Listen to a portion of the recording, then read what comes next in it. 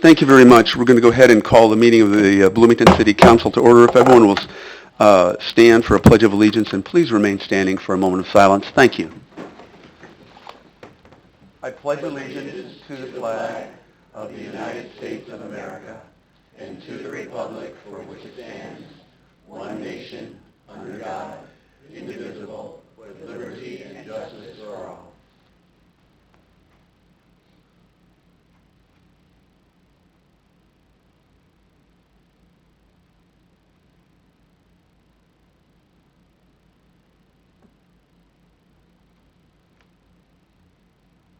Thank you very much. Madam Clerk, would you please call the roll? Councilmember Mathey, Here. Councilmember Bolin, Here. Councilmember Moambwe, Here. Councilmember Emig, Present. Councilmember Painter, Here. Councilmember Carrillo, Councilmember Black, Councilmember Crable, Councilmember Bray. Mayor Renner. Here. Thank you very much. We're going to go ahead and we can move right along so we don't have any recognitions or appointments. We move to public comment. And just in terms of public comment, so that everyone knows if you have some specific issues and you want to engage in dialogue and maybe get immediate answers, I have a mayor's open house, usually right along the fishbowl in the very back, and that's where you can get some answers and we go back and forth. The policy in public comment is, generally speaking, that you basically get to say whatever you want to say for up to 3 minutes, or well, within some parameters, and that we do not necessarily respond. So if you do want responses and immediate responses in real time, please come to the mayor's open house. Now we have up to a half an hour budgeted. I'm going to go ahead and count this at 6:35. If some of you are here speaking about the same subject, if you could, as much as possible, be as rapid and perhaps as non-repetitious as possible, that would be helpful. We certainly do have a petition on one subject, and we certainly can take that into consideration. So I'm going to call these in groups of 3. So we have 12 people, just so that, if possible, everyone can get the chance to speak this evening. Sam Cassis, I believe, and I apologize if I'm mispronouncing your name. Ron, and I think it's Rennick, 104 Low, and Tim Piercy. And if we could start in that order, and we'd start with Sam Cassis. Are you Sam? Yeah. Oh, please come forward. Did I pronounce your name? Yes. Okay. Yeah, please. And did I pronounce your name correctly? Yeah, Cassis, yeah. All right. Cassis Maybe I'm is the thinking other creme de way. cassis. Okay, sorry. Cassis is- Cassis. Thank you, Sam. Yeah. Um, this is concerning the liquor store, the West Side Liquors. So, so Ajit had the gentleman who is trying to purchase that uh, and improve it. He asked me to come and speak.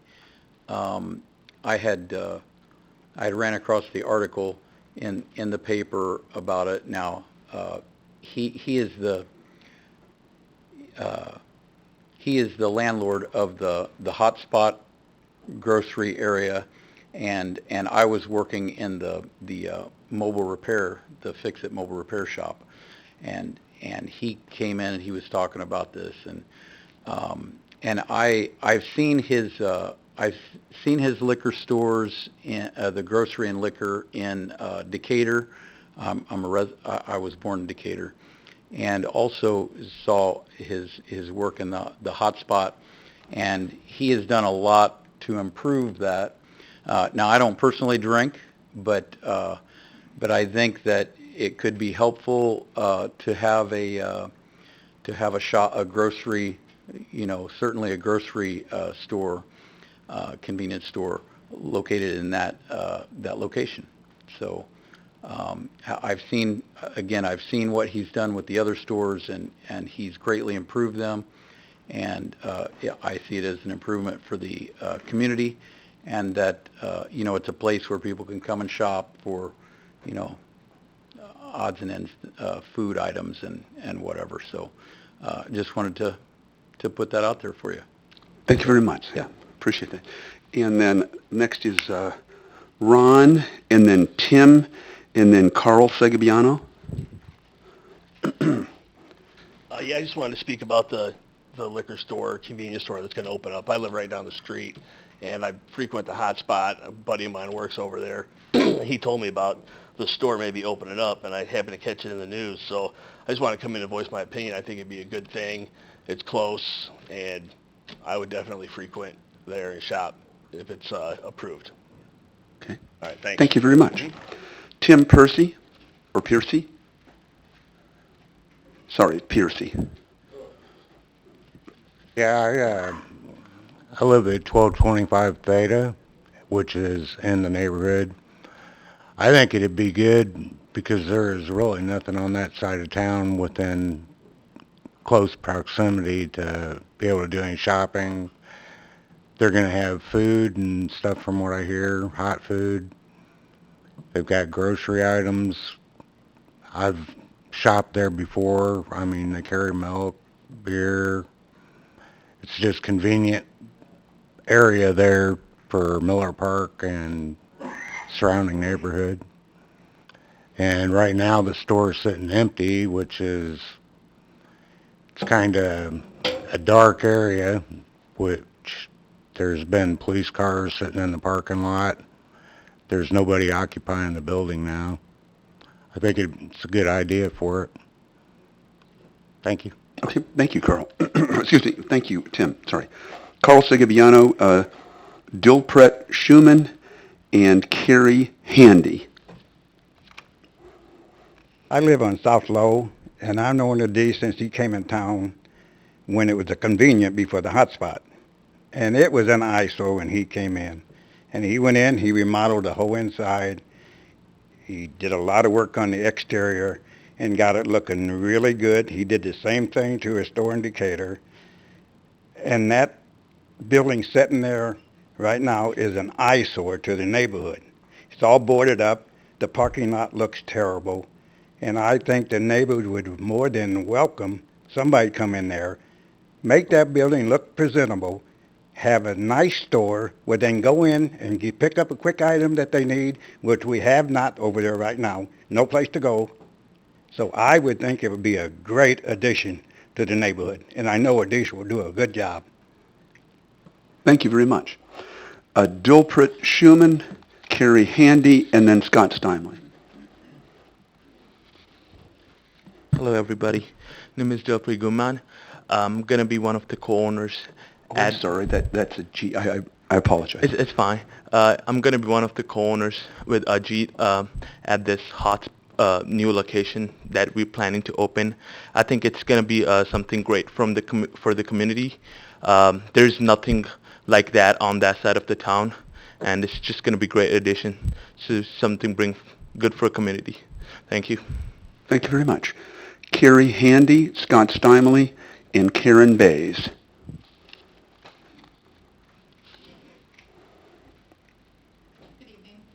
I'm Carrie Handy. I'm actually opposed to the proposed liquor license requested by Puma Enterprises, doing business as a park pantry. While I do feel that they're respectable people and that I've been in the hot spot. The hot spot's a nice store. However, I don't feel that there's an overwhelming need in our neighborhood for folks to be able to buy packaged liquor. Since the closing of West Side Liquor, our neighborhood's been very quiet with little foot traffic. And my question to you all is, how much liquor do we need around Miller Park? We have Eric's Restaurant and Bar across the street. We've got the Parkview Inn on the corner. We've got 6 Points Convenience Store down the street. And the proposal of the installation of outdoor cameras and outdoor lighting is a little consolation, to be honest. The outdoor lighting, during nighttime hours, which, they want to stay, convenience stores, they want to stay open late into the night, would only add, blaring light to an otherwise quiet neighborhood. And the installation of outdoor cameras, to me, indicates that, the park pantry anticipates potential problems in the parking lot. The fact that Puma Enterprise is requesting a Class PAS to include package sales, all types of alcohol, and Sunday sales raises the red flag to me that they intend to operate primarily as a liquor store. The fact that the recommendation motion is that liquor stores be less than 50% of the total revenue indicates that the site will be half liquor store, half convenience store, which to me is unacceptable because that would include the late night hours. And I feel that if Puma Enterprises, truly wants to contribute to the revitalization of this West Side working class neighborhood by opening up the park pantry, then why would we need all types of alcohol, and why would we need Sunday sales of alcohol? Why aren't they just interested in opening a grocery convenience store with reasonable hours, not into the middle of the night, and not selling alcohol, period. So that's the way I feel. And like I said, I feel like they're responsible business owners, and I'm sure that they'll be successful. I just don't understand why alcohol sales in late night hours need to be a part of their pantry, because I don't know about all of you, but my pantry doesn't contain 49% or less of alcohol. Thank you. Scott Steinley, Karen Bays, and Gary Lambert. Yes, my concern is with this alcohol. It's going to cause nothing but problems. And, we have, like they said before, we have enough alcohol in this town. Why do we need more? Is it so the city can collect more alcohol tax? It appears that everybody's interested in just in them, and the heck with the rest of it. You can take a nice area and you can turn it into a rotten area. The fact with the fireworks, the city-sponsored fireworks, I don't know why we need those, Terry, because why can't that money be put right in the roads? We've got private displays put on. You got several of them around. You don't need that just because Normal has theirs. Why does Bloomington have to follow Normal's lead all the time? They don't. The sidewalks. Why can't the city take the sidewalks and just raise them up? There's a way to just raise them up and where you don't have to tear the lousy things out and replace them, I mean. Maybe it's so that you can raise taxes. I don't know. We've already seen the taxes raised enough. And you're going to tax people right out of the city of Bloomington. Regarding the open house, Friday you said you would not be there. I knew that you would not be there. But There was supposed to be someone there, and finally, I just happened to be down in this area, and got here, found out that it was canceled. You know, that is lousy communication as far as I'm concerned between administration. About the time somebody would have come from out by Six Points Road, I would have been a little upset. City administration, why they have to have all of these cotton picking things in city administration, don't ask me. But it's like they keep putting more and more and more and more in there. I go down and to see Tim or Terry, or Tim or Billy, they're not available. And it's amazing, Tim Gleason is the only time he's out here is at these council meetings or if you're having him an open house. But Terry, do you recall making the pledge that you would, if elected, you would have these mayor's open houses? You haven't. I mean, you've had the majority of them. You haven't had all of them. But I guess maybe that's the way things go at Westland. The other thing is there was an individual that they were just in a walker, using a walker, and they said these sidewalks and streets are terrible. I said, don't tell me, tell the city. Thank you. Gary Lambert and Dee Urban and Serena Fish. Excuse me. This is not a very pleasant topic. It's an open question to you, Mr. Mayor, and to every other member on the council who has advocated for the sanctuary city status / welcome city status. We've got a man who is dead now by tolerating that kind of activity.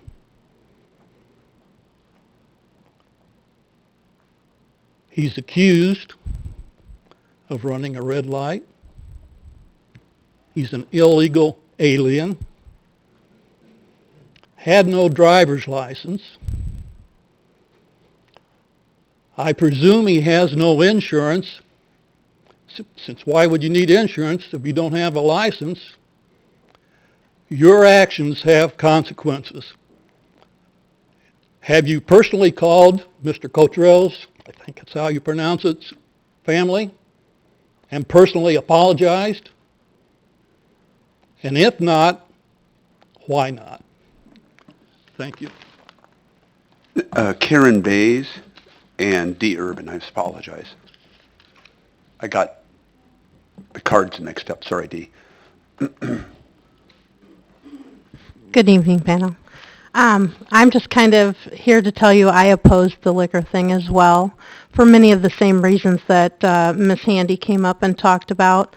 It's been very quiet in our neighborhood, and I certainly don't want to stop anybody from business ventures, and I would welcome, a food establishment there, but just no liquor. It's just not a good thing. It's not gonna solve anything. It creates more problems. And we do have things within distance, anywhere from a mile to a mile and a half around us that serve packaged liquors. There's the Circle K down on Market.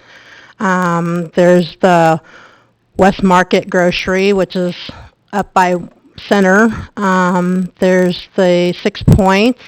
There's Eric's. He doesn't sell packaged, but I was told today that the packaged liquors at Sport and Bait. So there is places you can go to get liquor if that's what you want, but it's just not it's not a good thing for our neighborhood. And those of us that live there don't want it for certain. People that rent, they're kind of, I don't want to say fly by night, but they don't have much invested. It's not their property. So, that is my property, and I just would really prefer not to have it in my neighborhood. Thank you. Thank you. Dee Urban, Serena Fish, and Nathan Russo.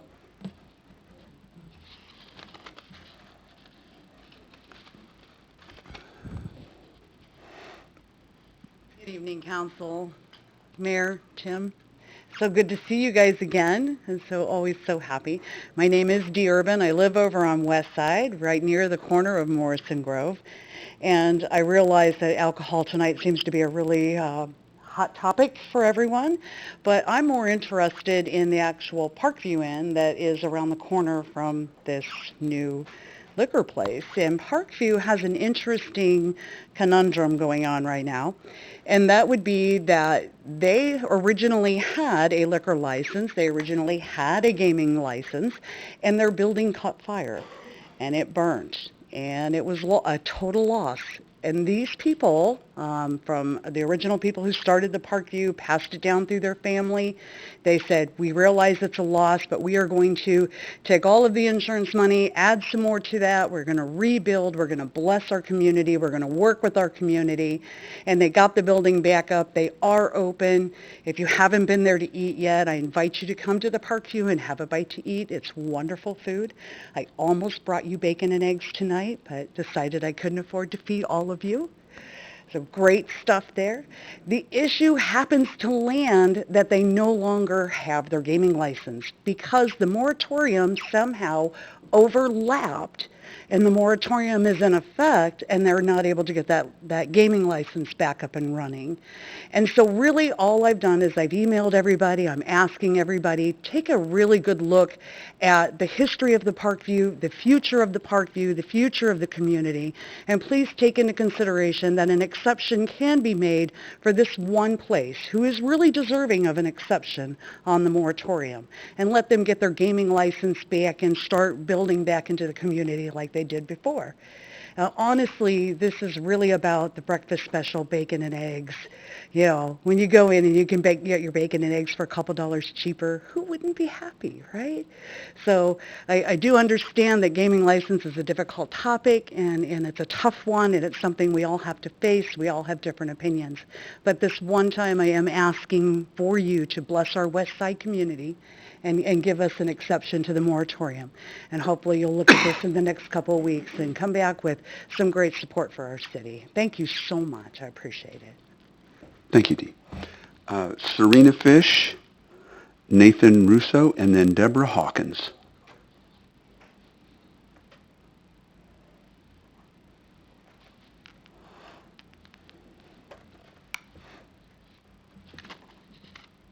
Hi. I'm Serena Fish. I live at 909 West Wood Street, a half block down from the liquor store that's being discussed. Because of the rules, a letter was sent out to places within 100 feet, and then they expanded it to 500 feet. However, no one on our block got that letter. And I'm speaking tonight for 907, 908, 909, 910, 911, and 912. And there's a few more. But we have backyards that go all the way halfway through the block. While this establishment has been, the prior one has been closed, it has been very quiet in our neighborhood. We've had no people running through our backyards. We've had no trash thrown all over. And all we're asking is, we didn't even know about it. It was posted on the city website, but it doesn't say the address, and so we didn't know it was something concerning our neighborhood. It was in the paper, but for whatever reason, we missed it. We don't need a liquor store in our area. All of us, most of us are home owners in that area, and house by house, we have cleaned up that neighborhood, and we do not need a liquor store. If they want to put in a food store convenience, that would be great. So really what we're asking at this point is that it goes back to the Liquor Commission and give a little bit more public input into the decision, because a lot of us didn't get to put public input into it, and we're the ones that live there. I don't know if anybody here has gone there, but Elm Street stops about a block past the store, the property, and then it's backyard and dark. And you can put some lights on a parking lot, but you get past that one point, there are no lights. So I'm usually positive, not tonight, people. I don't want it in the neighborhood. Thank you. Thank you. Nathan, and then Deborah.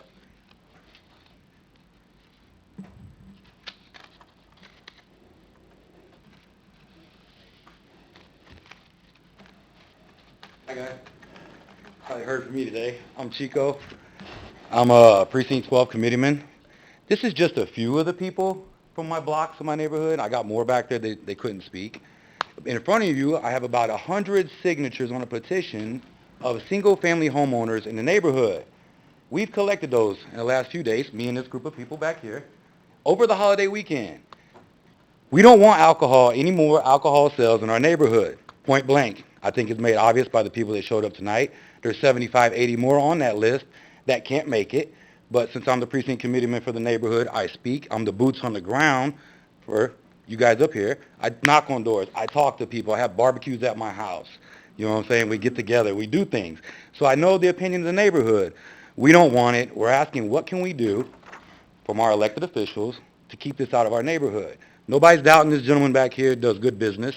He can maybe run a grocery store. That's what we want to see in our neighborhood. I'm going to talk directly to you because I live there. I've been there, my family's been there for over 100 years. You know what I'm saying? So we don't need more alcohol. No more alcohol. Just all the food you want, all the, pop, candy, that, zuzus and wham whams. That's fine. But we don't want alcohol. They forgot to mention Jesse's is within a half mile. They sell alcohol. Sport and Bait's within a half mile. Convenience within a half mile. They sell your liquor. And then they all hit on trash. No more trash in the yard. No more bottles. No more plastic bags. Nobody talking crazy to our wives while they're trying to do yard work because they're walking to the store drunk to get more alcohol to get drunker. No more of that. We don't want that in our neighborhood. We couldn't wait for Westside Liquors to close. We were begging them people to shut down. You know what I'm saying? It looks like trash anyway. They ran it to a hole in the ground.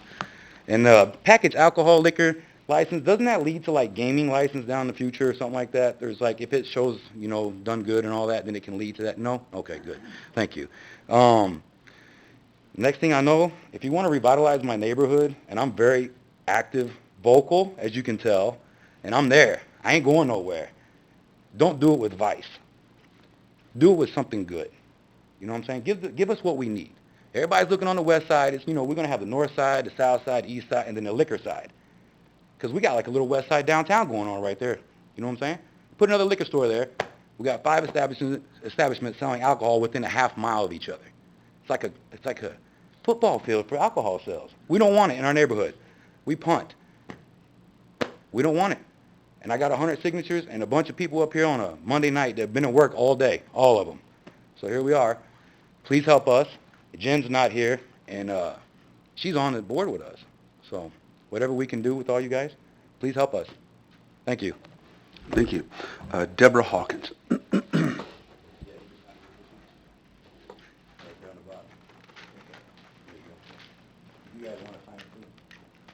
Hi. I'm here because I would like to voice my concerns regarding the reopening of the liquor store. This building is located next to my shop. We are open during the day and have been relieved of the foot traffic since it has been closed.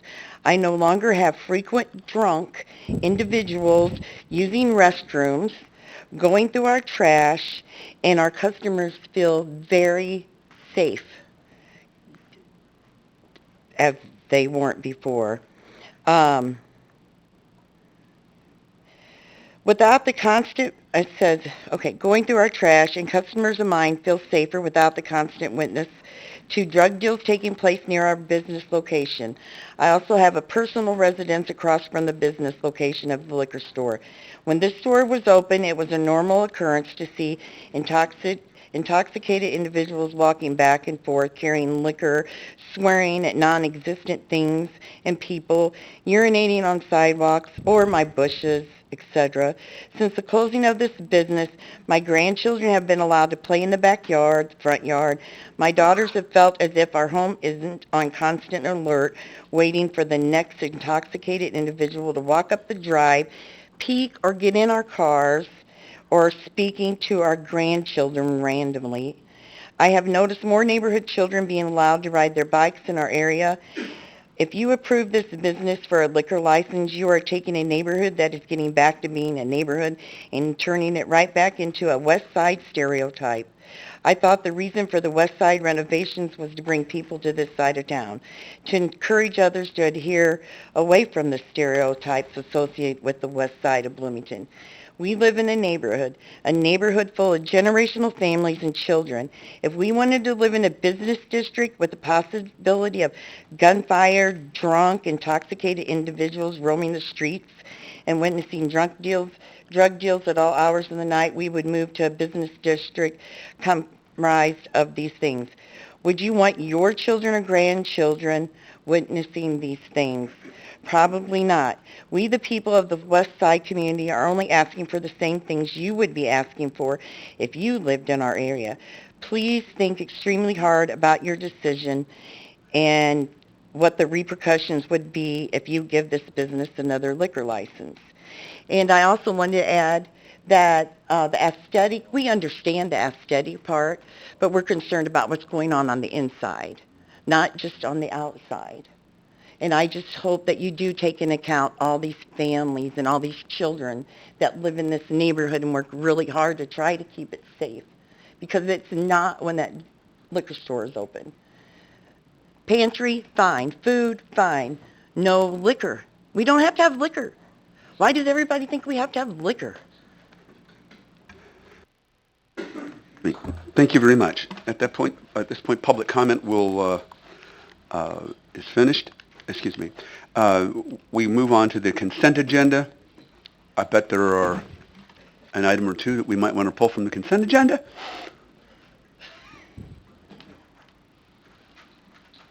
Seven N. 7N. Any other items? Okay. Is there a motion to approve the consent agenda as presented with the exception of item 7N? I'll make that motion. Moved by Alderwoman Painter, excuse me. I appointed you, I know that. I'll second. Seconder-in-chief, second by Alderman Mellowamboy. Any further discussion on these? If not, go ahead and vote, please. Thank you. The motion carries unanimously, 7-0. There are no nays to announce, Madam Clerk. And I'm going to go ahead and turn this over, your concerns, and Alderman Matthey. Sure. Thanks, Mayor. So I had some concerns before the deluge of emails and phone calls and petitions today. And the concerns I originally had were reading through the Liquor Commission's notes that you were requesting closing at 11. Fine, that makes sense. That seems reasonable. Maybe a little late given the neighborhood, but not 1 a.m., right? But my concerns were actually around the 50% of the revenue, or less than 50% of revenue had to be generated from sales other than liquor.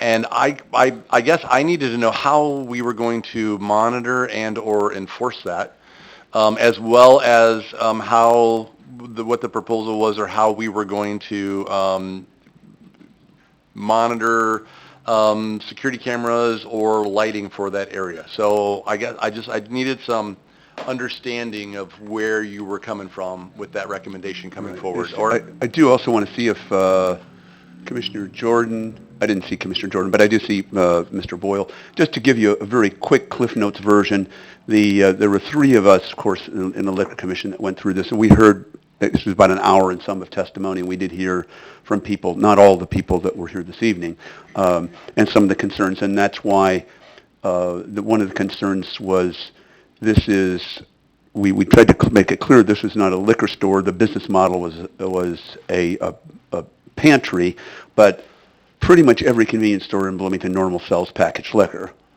And so that's part of the business model.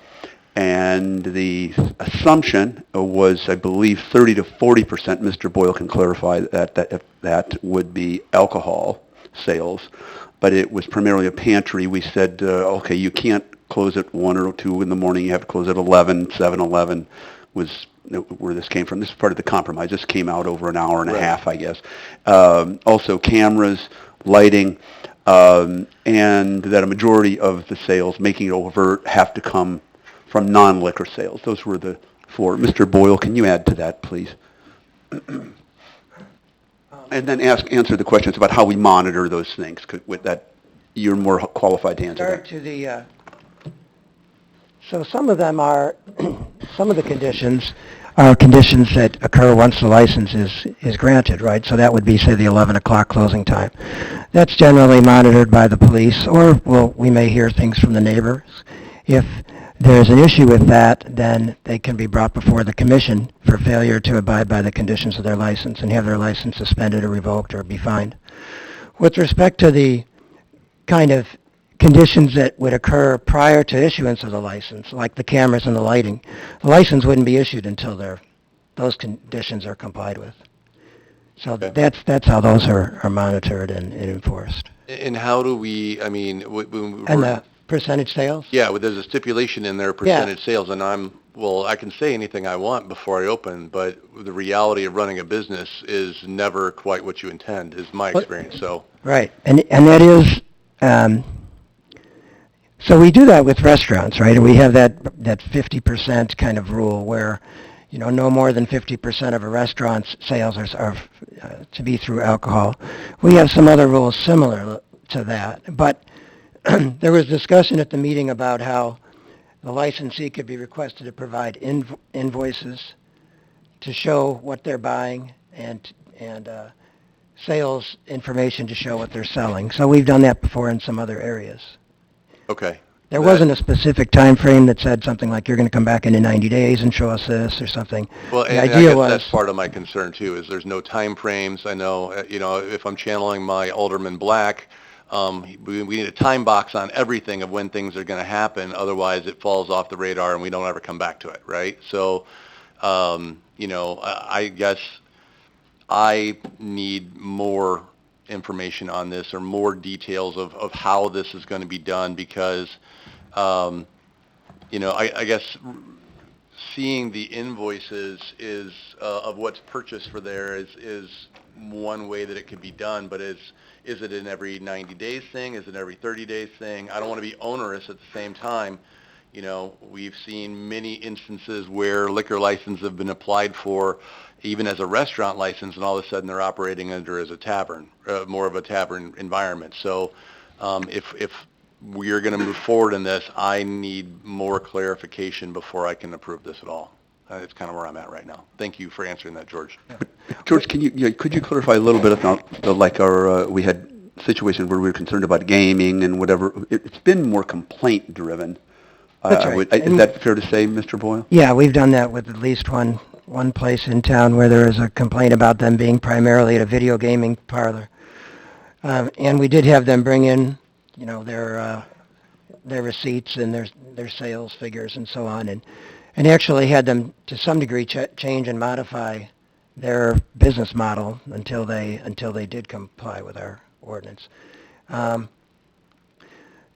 You know, there's, in looking at that, if the how often it's monitored is an issue, that is a condition the council could add, you know, and but that's, so really the council has, you know, options today of either denying the license altogether, approving it with the conditions recommended by the Liquor Commission, or approving it without conditions, or a final thing could be to send it back to the Liquor Commission for an additional hearing where all the parties will have an, you know, opportunity to be heard and perhaps something else would be crafted.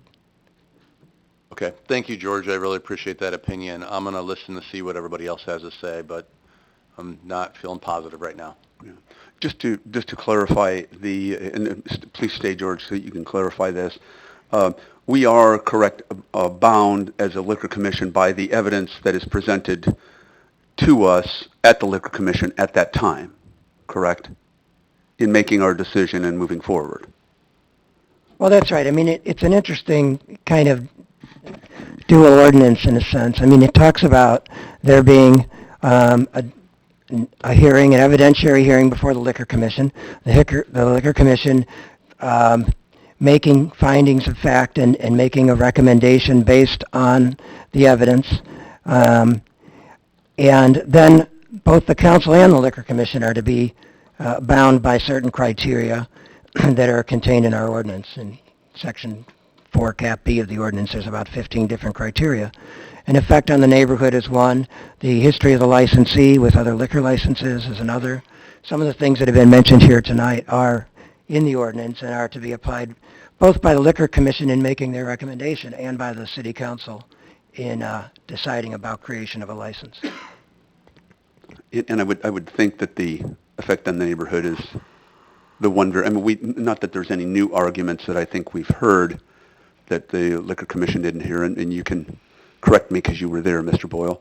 But we didn't hear all the voices that we heard this evening. And they also, in addition, we did hear, and I don't see him in the audience, but from, oh yes I do, I'm sorry, the attorney for the proposed business person, that they felt that the sins of a previous owner shouldn't be held against them. That was one of their arguments. Yeah, there were 4 people who spoke in favor and 4 who spoke against. Yeah. And the 4 who spoke against, I think it'd be fair to say, were from the neighborhood and by and large. And there was the owner, the manager, the attorney for the establishment, and Mr. Fazzini. Did Vizzini testify? I'm trying to remember. Yes. He did. He said he lives 3 blocks from there. He lives in Hawthorne Hills. Oh. Okay. Okay. I'm sorry. Chico, sorry. We can't take Mr. Boyle. Sorry. Did you want to add anything else? No, that's it. If there's other questions, I'd Any be happy to questions of answer. Mr. Boyle? Oh, I'm sorry. Alderman Millambo. Go ahead. Okay, I was just going to make just a couple comments. So I guess I personally, I'm not ready to approve this, especially having heard that we have some individuals who missed out on the notification. I don't know if, staff has a response to that, but that's something that I'd be curious about. Well, our information is, I don't know the distance that Ms. Fish's property is, in terms of the 500-foot rule. With a license of this type, where there has been a liquor license active within the last 6 months, our requirements are to put an ad in the paper and to notify, at a minimum, just adjoining properties. But because this is in a neighborhood, we chose the expanded 500-foot definition and sent out 79 notices in addition to what was in the paper. Now, I don't know, maybe we should have said 91. I'm not sure. Again, I don't have my tape measure with me, but my understanding is, and we've checked this, was that 79 notices were sent out. So. Okay. Well, there seems to be some questions about that, so that's something that makes me a little bit uncomfortable, to know that some voices weren't heard. And the other thing, too, not to rehash the whole hearing, but one thing that I would be curious about is whether or not alcohol sales are necessary for this business model to make things work. Because it seems, just hearing what people have said here, they're longing for a grocery store, and I don't know if the owner is open to having basically a convenience store without alcohol sales. I don't know. That's a question that I have, and maybe not for you, but the owner himself. Okay. Alderman Black and then Painter. I did notice you in that order. Thank you. And thank you to the commission. I know that these roles that you guys have are interesting in that the law was crafted, I think, right after Prohibition, and they really haven't changed much. So I think that at the state level, perhaps for one of our legislative sessions to encourage them to review some of these laws to be not this quasi-judicial role, but to really do a better dialogue sometimes with the neighborhood. I guess I'm very interested in hearing my colleagues' thoughts, but a question I have, and I want to ask this publicly, is it possible for council to remove a liquor license in the future if performance is not what the neighborhood is looking for or has deviated from what was explained during the commission's hearing? Our ordinance puts that in the liquor commissioner's purview. So, for example, if there's alleged violations, disturbances, a violation of any of the conditions, things like that, they can be subject to fine, revocation, or suspension of up to 30 days per incident. Gotcha. So the answer to that question is essentially yes, that if there were if we were to approve it tonight and there were some issues moving forward, we, through either the liquor commissioner himself or through some council action, could subsequently remove that license at any given point in time. Yes. They have to show cause, though. It's got to be good cause. It has to match the violation has to match the punishment. And I can tell you those hearings are just riveting. You should show. I'm sure. Yeah, so I've taken a lot of phone calls, heard a lot of public feedback, and I'm very interested to hear my colleagues' thoughts as well. I forget who I was talking to, so I apologize if somebody out there has heard this before. At least in my time up here, I can think of at least a half a dozen times in which the neighborhood has been concerned about an establishment getting access to alcohol, and then we ultimately approve that, and they have shown themselves to be good stewards of that responsibility. So I really do buy into the argument that the sins of the past should not dictate the future. That said, I think it gives me pause when I see 100 signatures of people who are concerned. I think making sure the facts are straight on what it is and what it is not doing, and I think keeping a close eye on any progress if we were to pass it this evening would be key. I think Jamie's point is well taken, that perhaps we put a stipulation in that we review periodically, and I think every 6 months would be my preference, because you could see monthly sales go all over the map. But to me, that goes as part of a dialogue with the business owner. And if we're going to send it back, which I'm getting the sense that we might do that, we'd be very clear with the Liquor Commission, just talk about specific provisions that we would want to see in some future license, with the understanding that if things do not meet what I think the neighborhood's expectations are, what our expectations are, that we would take immediate action at that point in time.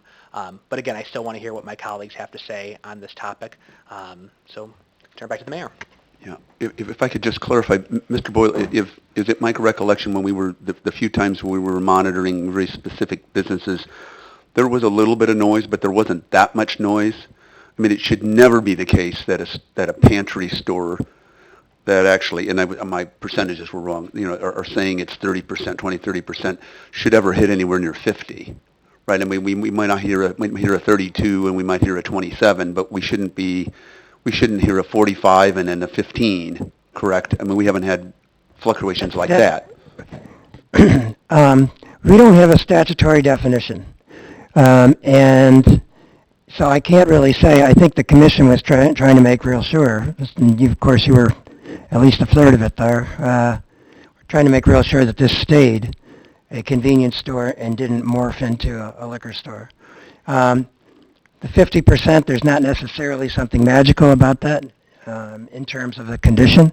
But on the other hand, there is a reason the applicant was asking for a business model of that type. So. Alderwoman. And the type they were talking about was a convenience store, but selling all types of spirits. Correct. Alderwoman Painter. I just have a question about Alderwoman Carrillo. Where is she this evening? I don't know. We got a joint text. Alderman. City Manager Gleason. I was about to change it to an alderman. Actually, Terry, if you don't mind, may I answer this question? If you know, yeah. I do know. I spoke with Alderwoman Carrillo earlier today. She had an unforeseen emergency, which is causing her to not be able to attend tonight's meeting. And I think due to state law, she's not able to call in either.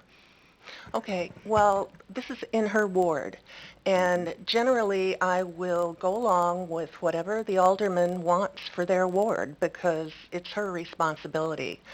So I would suggest that we pull this until the next meeting when she is here and she can weigh in on it because I don't want to weigh in on it until she does. So that is essentially would be one of our options, would be to send it back to the Liquor Commission, say yes, say no, add conditions, or to postpone it. Yeah, Alderwoman Bray. Thank you, Mayor. And Attorney Boyle, I have a few questions about the types of liquor licenses that we issue in Bloomington. This particular liquor license says that it's a Class PAS sales, all types alcohol, Sunday sales. So could you walk us through some other options? For instance, would there be a beer and wine only liquor license? Would there be a no Sunday sales? Yes. Sunday sales is a separate application. Um, and but that's kind of just tacked on to the abbreviation to indicate, what kind of license it is. But it's a separate class of license pertaining only to Sunday. The A, yeah, for all kinds of alcohol. We do have a B license that is beer and wine only. So that is available. Um, we have, if they sold fuel, we have kind of a dated category of license that pertains only to convenience stores that sell food. And those are called GPAS or GPDS. They're not relevant here because this place doesn't have gasoline. Um, there is a definition of a grocery store, but it talks about types of items for sale, but not percentage of sales. I see. Thank I you don't know if that for that. So I too have heard from many in this particular part of the community that have not had an opportunity to visit with our alderwoman who represents this area of the community. But I will say that some of the concerns relate to the size of some of the packaged liquor, the miniatures and the walkaways, I'll call it, that can be consumed right away on premises or consumed as someone's walking down the street. So question then for you, Attorney Boyle, is there a liquor license that does not include the miniatures or the single serving Yeah, alcohol? there's a definition of a single serve that's in our ordinance, and it's possible, there have been places that have that as a condition of their license. Not recently, but Yeah, they're still there. at least a couple since I've been mayor, we've had, Right. were said that you can't serve single serves, either single serves in the little bottles or single serve cans. So in other words, you've got to take it, the assumption would be, you've got to take the 12-pack or the 30-pack or whatever elsewhere, because you certainly can't consume it on premises with the lights and cameras. That was, anyway. Thank you. Alderwoman. Thank you for that. So I too think there needs to be some more study or some more review of this issue, either by the Liquor Commission or by the owner that has received some input from the community that one would hope would be the customers. And it sounds like they're very interested in some food purchases, but not liquor purchases, and maybe that can inform the business model. So thank you. Okay. Okay. Alderwoman Bale? Boland, excuse me. Thank you. I have the liquor license application questionnaire in front of me, and the pros in the beginning. I can't see it.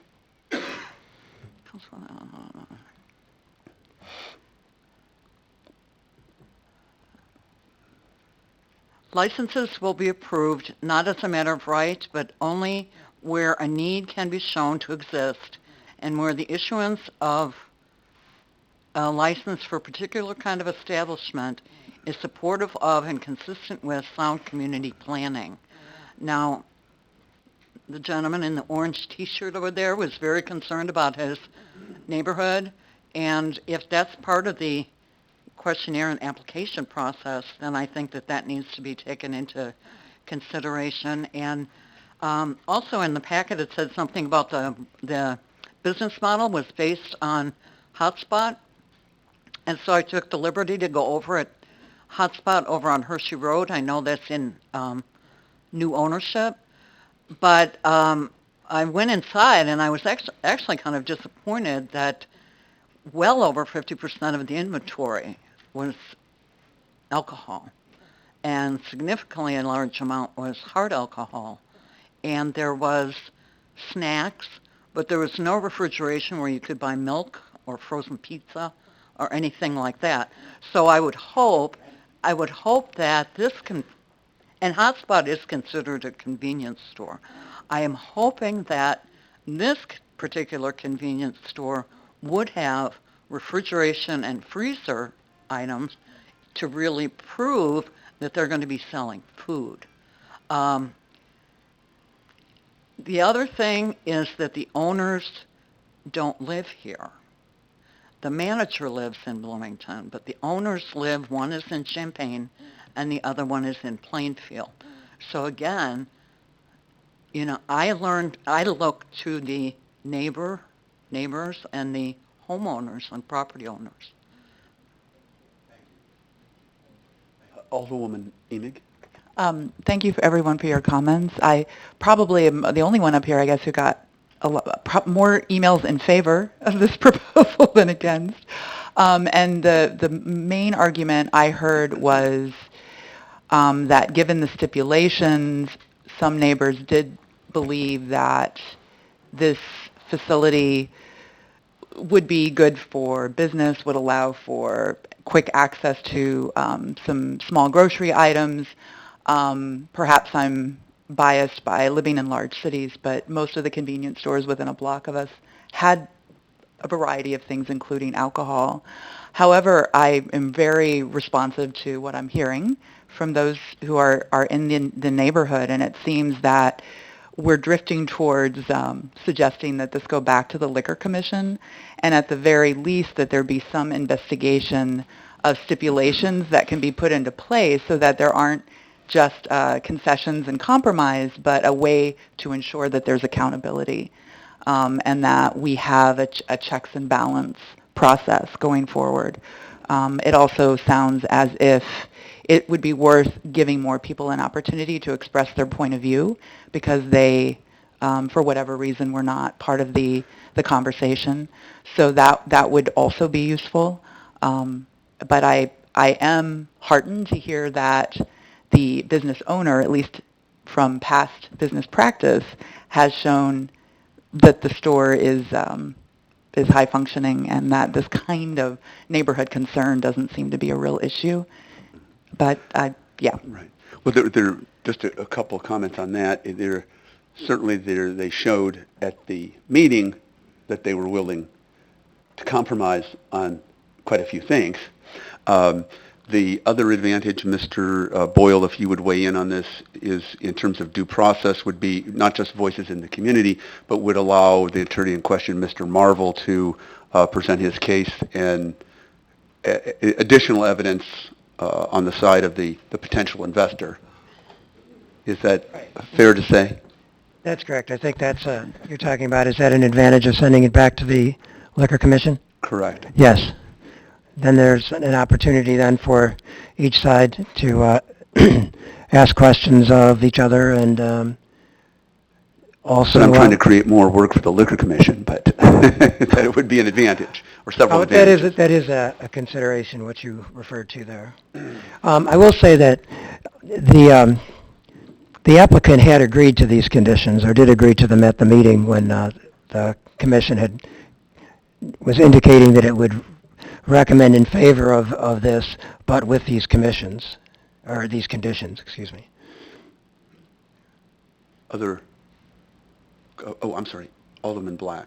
Thank you. So I guess I'll just make a comment and then I have a couple process questions. So I guess what I'm hearing, both from the minutes that I saw, but also some of the feedback that we've gotten both in public comment and then through other venues, is that there's a concern that this establishment would return the neighborhood to a chaos that I think people don't want to have happen. And I when I hear that, there's been a lot of talk about whether it's 20% or 40% or 50% of their sales are alcohol. I think even if it's 5% of their sales are on alcohol, and it kind of goes back to that, the neighborhood goes back into that chaotic, uncontrolled with people who are drunk and around the neighborhood.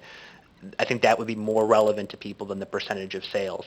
So I guess I want to try to find a way that we are respectful of the business owner, because I don't think, again, that they should have to pay for the previous owner's sins. But I think there's genuine concern both up here and in the public about this establishment. So I guess from a process standpoint, I don't want to delay a business owner opening up and investing money in West Bloomington more than we absolutely have to. And so if we were to delay it, would it be feasible to call for a special liquor commission hearing for this exact Yes. topic? Okay. Yeah. And then, Call one in 48 hours. okay. But we'd want to do it a little more so we have more proper notice. Right. But yes. Because ideally, I would like to see this come back before the last meeting of the month, so this could be resolved before July. And I would assume at that point, Alderwoman Carrillo would be able to weigh in, given that it is her ward. And we've done that before for other big hot button issues in everybody's ward, and I think that's totally in alignment with kind of how we do business. So I guess my motion would be that we send this back to the Liquor Commission with the expressed instructions to improve or increase the ensure that people around the establishment have been appropriately contacted, not only about the previous hearing but the future hearing. So can't be within 48 hours. Number two is that they be provided a copy of the minutes from this conversation, so they can kind of hear what our feedback was, as well as there's obviously YouTube if they want to just listen to what we had to say. And then number three is I'd like to get around a couple of pieces here. Alderman Bray made a comment about the smaller packages. I forget the word you used for them, but the smaller single serve. Yeah, walk away. I like that. The walk away. Exploring how either that would be in this establishment or not, how that would affect the business model. And then number two, to Jamie's point, to have some very specific metrics, and I don't know what those would be. I would defer to the Liquor Commission and staff to come up with some, I guess, accountable way for us to measure the amount of alcohol sales to ensure that it is falling within those parameters. And I'd also like it to be explicit in any future proposal that comes back that there be a time set that we will review, either with the Liquor Commission, at the annual meeting of this property to ensure it's meeting the neighborhood standards. That's a lot. Long motion. That's a long motion. Just in terms of... motion? That was a motion. Wow. Okay. No, at 500 feet, can you restate your motion? Yeah. You want to send it back to the Liquor Commission? I want a Liquor Commission special hearing. With all of the specific things that the staff and I'm sure our city clerk has dutifully written down every preposition that came out of your mouth. Ensuring that the commission gets a copy of the minutes from this conversation. Right. And then also with the having the hearing be resent out to the neighborhood to make sure that everybody gets a chance to weigh in. And then also, as part of that hearing, discuss Alderman Bray's comments about the smaller walk-away type size containers. How will it look under this business model? And that will give the business owner time to look into that and respond. And then number two, to put some time measurement around how we're going to measure the percent of sales. How often, what's the accountability on that front, so that we're all up front in the beginning, so there's no questions 6 months, 12 months from now. Do you understand that, Mr. Boyle? You look confused there. Did you have a comment? Before I see it for a second. Were you asking me? Yes. Oh, yeah. I'm a little concerned about the turnaround time in that, it's 14 days to the next meeting, but that we're probably not going to meet on a Saturday or a Sunday. Just in terms of getting out notices, is it the 500 feet that we believe we already sent them? Or, that takes another few days. I'm just worried about whether we can put that together in enough time and still provide it. I have no doubt that this will be covered in the media. And then we'll just go through our end that we've done our due diligence on a second hearing. I'm sure that the neighborhood will be happy to pass the word around as well. So we're leaving no stone unturned, but I personally would like this resolved by end of month. Okay. We do have a liquor commission meeting tomorrow, of course, which is too late, but regular That liquor would commission, be, but we could have a special one, I suppose. Mayor, I'll second that motion. Okay, we have a motion and a second. And any further discussion on the motion and the second to send it back to liquor commission? Alderman Long-Boy. yeah,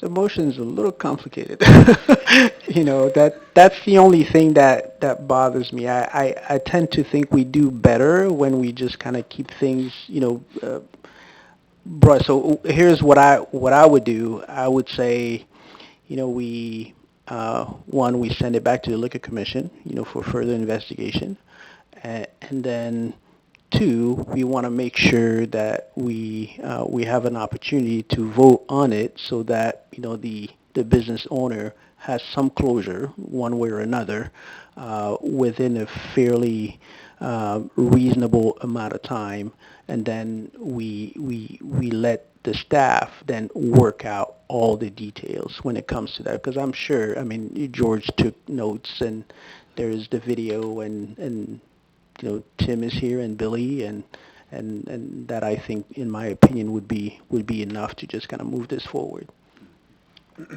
If I may. Yeah, fair point. I think just given the feedback that we've gotten on this topic, I want to be as specific as possible as opposed to just sending it back to investigate.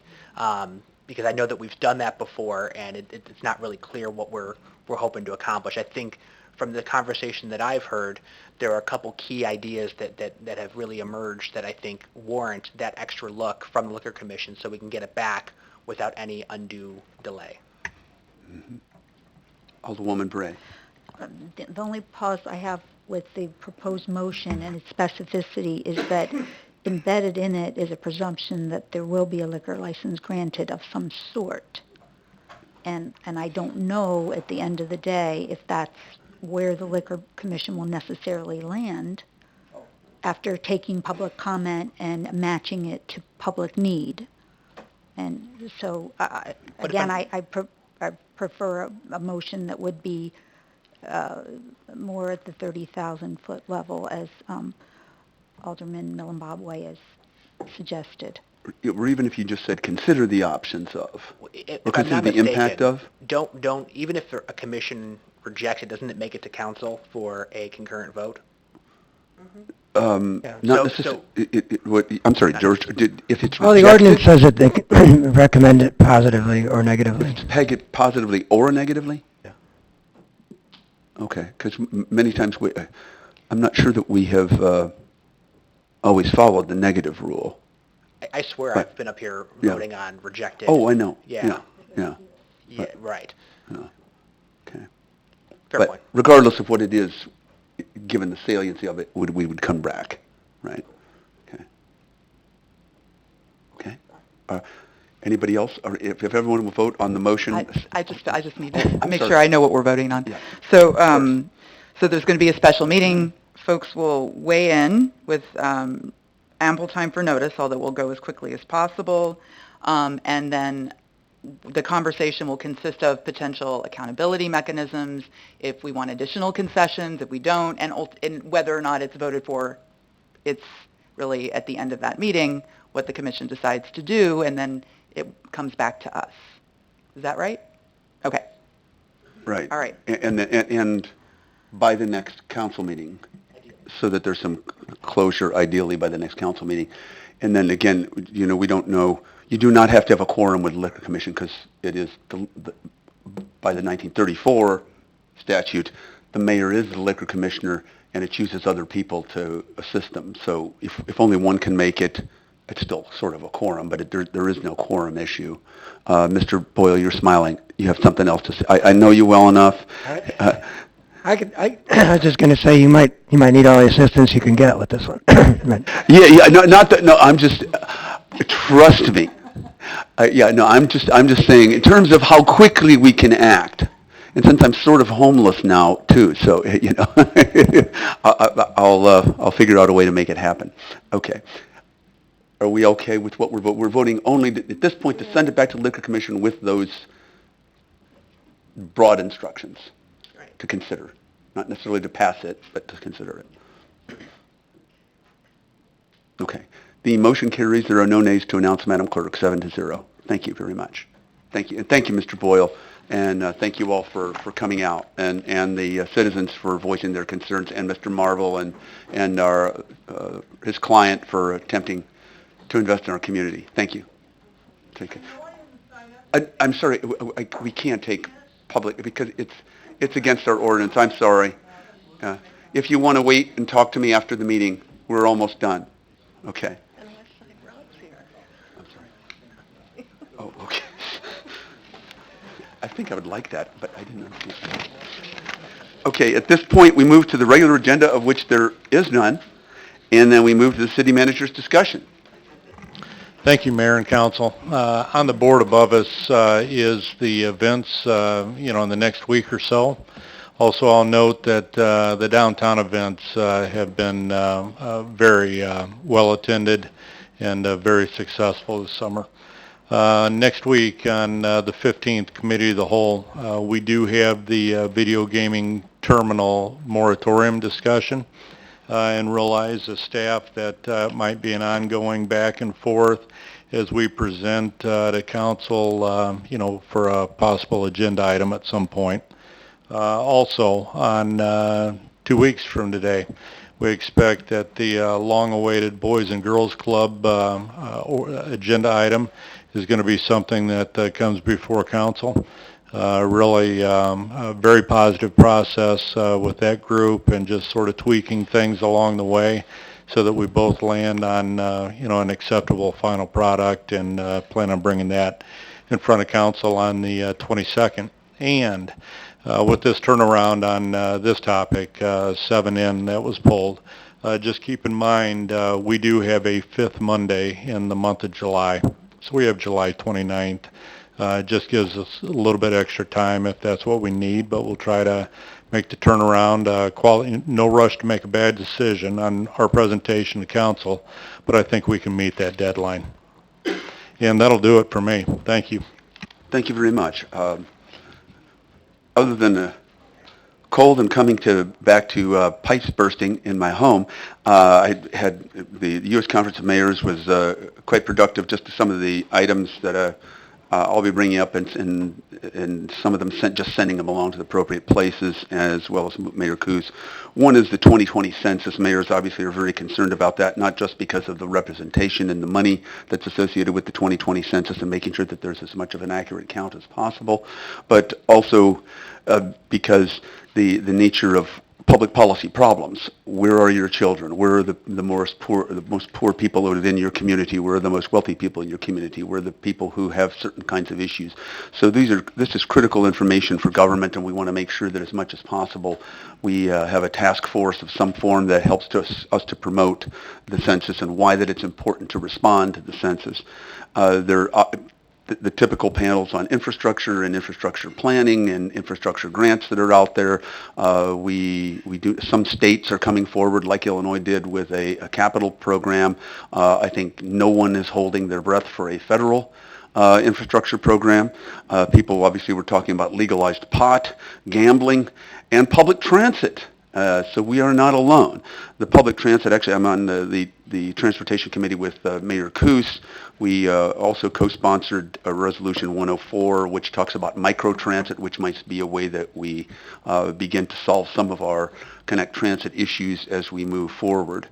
So these are some of the things that we're talking about in addition to obviously the 500-foot question about a multimodal society. So those are just some of the issues that I'll be bringing forward or talking about or just sending the information to the appropriate committee, commission, or task force. Other than that, I now turn to the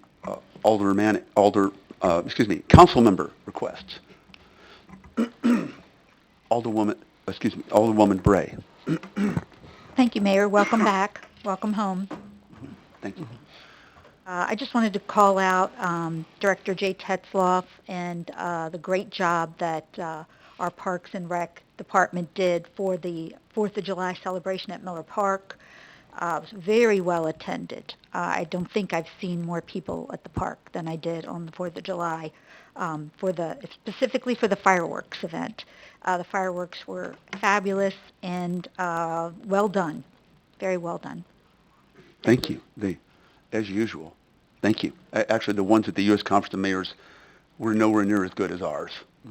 And the partnership between us and State Farm is just, always dramatic.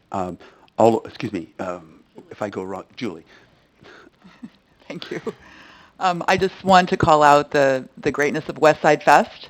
Alderman Black was serving ice cream. It was much appreciated. It was very hot. The music was great. The food was great. So that was a lot of fun. And I was just telling Jamie how much I enjoyed the How To Festival at the library this past weekend. Kelly was helping kids decorate her amazing cookies. But it was an incredible array of everything from STEM to music to earthworms and how they decompose. It was incredible. Well, not the earthworms, but Sounds the riveting. soil. It was riveting.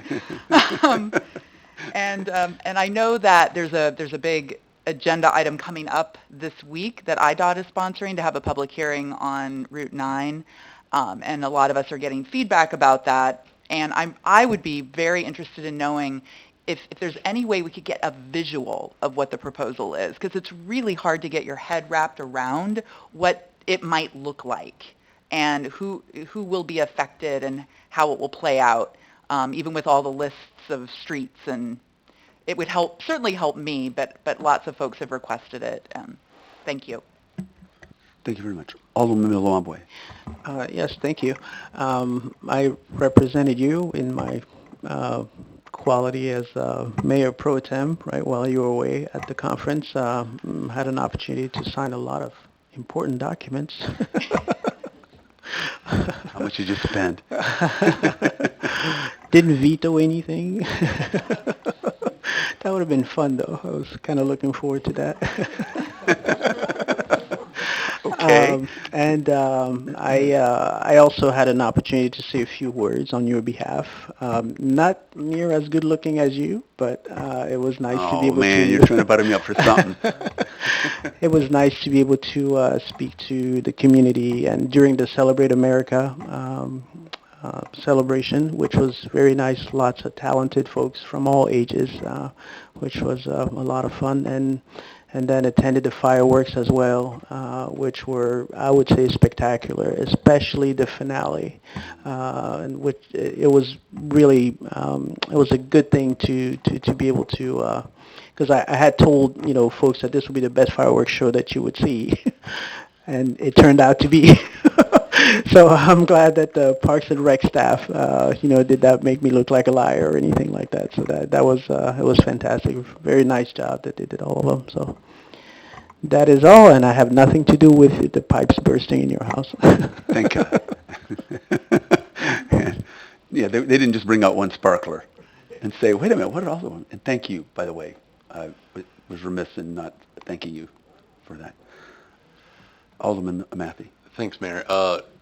Tim, you look like you had something to say regarding the Route 9 bicycle lane meeting this Thursday. I was going to throw a quick comment out there, and we did share a press release, but the materials that we get, we will share it with all of the elected officials prior to that public hearing. This is, real quick, to be very clear, this is a state project. It's an IDOT project, but what they are requesting of us is concurrence as a city on this project on their state route that goes through our community. So they've asked us to provide a public hearing, which is what's going to occur on this Thursday, and will help shape if in fact we do concur with this state project. But as far as the materials, we'll get those to the elected prior to the meeting. Thank you. Because that was, and thank you, Julie, that was what I was going to bring up. That's one thing is, I think this is an important time for people to chime in with their thoughts. If you live anywhere on the Route 9 corridor from 55 all the way across to the east side of town, you should be paying attention to this conversation because the state hired consultants to design this, and they're asking, hey, we did a thing. What do you think about it? And this is our opportunity as a community to weigh in on that, because do you agree with the route? Do you agree with places where there's dedicated bike lanes versus shared bikes in the street on various parts of Route 9? There are parking spaces added. There are parking spaces removed. So people should be paying attention to this, and I think all of us are certainly looking for feedback on that. So thank you for that. The other thing I wanted to let everybody know is that emergency room doctors have confirmed that the wet weather we've had this summer is very conducive to the growing of poison ivy. And so if you think that you've gotten into poison ivy anywhere in your yard or in your ramblings in one of our many parks, hopefully there's not very much in the parks, they said that your best bet is Dawn dish soap. Specifically use Dawn brand dish soap, and they said just take the whole bottle into the shower with you and scrub with it. So more fun than we can handle this summer.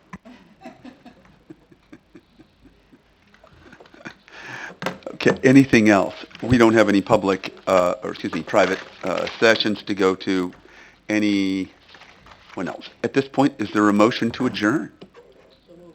Moved first by Alderman Milloambwe. Is there a second? Second.